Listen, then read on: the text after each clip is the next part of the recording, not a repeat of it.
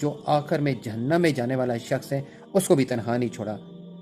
رب تعالیٰ کی ذات اگر چاہتی تو یہ کہتی کہ ٹھیک ہے جو گنہگار ہیں ان کو جہنم میں ہی ڈالو، ختم، بات ختم، یہیں پہ بات ختم ہو سکتی تھی، لیکن اللہ کی ذات نے پھر بھی کہا کہ جو بھی گنہگار ہوں گے جہنم میں جائیں گے، اپنی سزائیں بھگتیں گے، اس کے بعد پھر ان کو نکال کے پھر جنت میں لے کے جائیں گے۔ بسم اللہ الرحمن الرحیم، الصلاۃ والسلام علیکہ یا رسول اللہ وعلی آلہ وصحبہ یا حبیب اللہ۔ دوستوں، میری یہ ویڈیو بنانے کا مقصد ایک چھوٹا سا پیغام ہے۔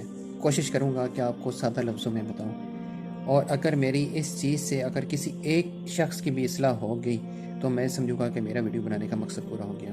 اس پیغام کو اپنے دوست، اپنے احباب، اپنے فیملی ممبران کے آگے ضرور بیان کیا کریں، شاید کسی کی اصلاح ہو جائے، شاید آپ کے منہ سے نکلا ہوا کوئی لفظ کسی کے دل پہ اثر کر جائے اور وہ اس کو ہدایت مل جائے۔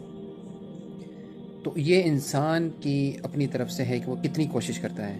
یہ اللہ پاک کی خاص کرم نوازی ہوتی ہے۔ جب آپ اللہ کی طرف ایک قدم بڑھاتے ہیں تو رب تعالیٰ کی ذات آپ کی طرف 10 قدم بڑھاتی ہے، تو خود بخود آپ کی جو دماغ ہے، آپ کا دل ہے، آپ کو خود بہت ساری چیزیں واضح اور روشن ہو جاتی ہیں۔ تو ویڈیو بس بنانے کا خیال اسی وجہ سے آیا کہ انسان اور اللہ کا آپس میں تعلق، کہ اللہ تعالیٰ کا اس امتی محمدیہ پر کتنا بڑا احسان ہے کہ ہم سوچ بھی نہیں سکتے۔ اس کی واسطے میں چھوٹی سی مثال آپ کو دوں گا، اللہ کرے کسی بہن بھائی کی یہاں پہ اصلاح ہو جائے۔ سب سے پہلے آپ یہ دیکھیں کہ ہم سے پہلے جو انبیاء کرام گزرے ہیں اور جو ان کی قوم تھی ان کی بات نہیں مانتی تھی، یا جب وہ دعوت تبلیغ کرتے تھے، حق دیتے تھے، تو وہ اس طرف راغب نہیں ہوتے تھے، تو رب تعالیٰ کی ذات نے کیا کیا، ان کی شکلیں بگاڑنی شروع کر دیں۔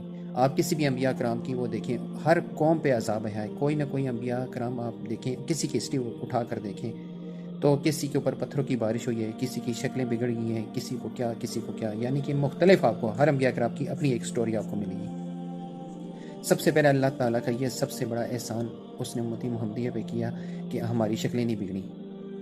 ہم چاہے کچھ بھی کر لیں، ہم دن میں کتنا جھوٹ بولتے ہیں، ہم کیا کچھ نہیں کرتے، کوئی ایسا برا کام نہیں ہے جو ہم نہیں کر رہے۔ آج کل کے دور میں قتل ہو گیا، زنا ہو گیا، جوا ہو گیا، جھوٹ ہوگی، غیبت ہو گئی، بے ایمانی ہوگی، فراڈ ہو گیا، چوری ہوگی، ڈکیتی ہوگی، ہر طرح کی برائی ہمارے اندر موجود ہے۔ اور جو ویڈیو بنانے کا مقصد جو میرے دل میں خیال آیا کہ میں یہ ویڈیو کیوں بناؤں، یہاں تک نہیں، اللہ تعالیٰ کی ذات کا ہمارے اوپر کتنا بڑا احسان ہمارے مرنے کے بعد بھی ہے۔ وہ کیسے کہ رب تعالیٰ کی ذات نے یہ ضرور کہا ہے کہ جو بھی گناہ گار ہوں گے اس کو جہنم میں ڈالا جائے گا، ان کا حساب کتاب ہوگا، ان سے سوال و جواب ہوں گے، ان سے پوچھا جائے گا زندگی کیسے گزاری، کیا کہا تھا اور تم نے کیا کیا۔ لیکن اللہ تعالیٰ کا سب سے بڑا احسان یہ ہے کہ اللہ نے پھر بھی جو آخر میں جہنم میں جانے والا شخص ہے اس کو بھی تنہا نہیں چھوڑا۔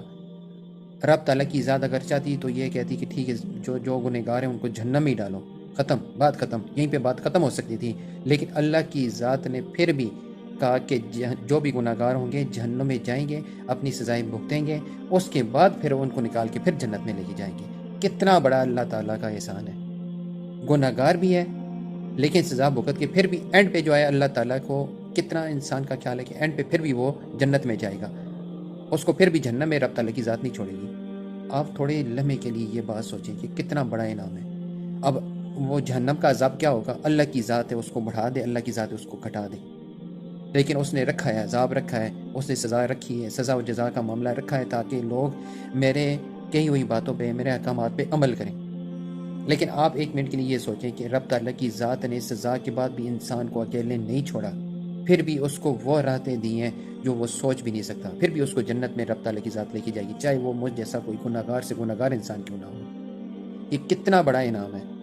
اگر یہاں پہ یہ بھی ہو سکتا تھا کہ اللہ تعالیٰ کی ذات کہتی ٹھیک ہے جو گناہ گار ہیں وہ جہنم ہی جلتے رہیں، مرے رہیں، پڑے رہیں، اور جو نیک اور پرہیزگار ہیں وہ جنت میں جائیں، یہاں پہ بات ختم ہو سکتی تھی، لیکن رب تعالیٰ کی ذات نے اس گناہ گار کو بھی نہیں چھوڑا کہ جو اتنے گناہوں کے باوجود پھر بھی اس کو جنت میں لے کے جائے گی۔ اور یہ سب کس کی بدولت ہے؟ یہ سب کس کی بدولت ہے؟ ہمارے پیارے آقا و مولا محبوب خدا حضرت محمد مصطفیٰ تاجدار کائنات صلی اللہ علیہ وآلہ وسلم کی بدولت ہے۔ اگر نبی پاک صلی اللہ علیہ وسلم ہمارے لیے دعا نہ کرتے، اپنی امت کے لیے دعا نہ کرتے، تو آج ہمارا بھی وہی حال ہوتا ہے جو باقی انبیاء کرام گزرے ہیں ان کی قوموں کا ہوا ہے، کسی پر پتھروں کی بارش ہوئی ہے، کسی کی شکلیں بگڑ گئی ہیں، کوئی زمین میں دھنس گئے ہیں۔ تو یہ کتنا بڑا احسان ہے اللہ تعالیٰ کی ذات پر۔ اس لیے جب بھی اللہ تعالیٰ سے مانگے ہدایت ضرور مانگے کہ اللہ پاک ہم کو نیکی کی ہدایت دے۔ انشاءاللہ ملتے ہیں نیکسٹ ویڈیو میں۔ اپنا بہت زیادہ خیال رکھیے گا اور اس پیغام کو زیادہ سے زیادہ پھیلائیے گا۔ جزاک اللہ خیرہ۔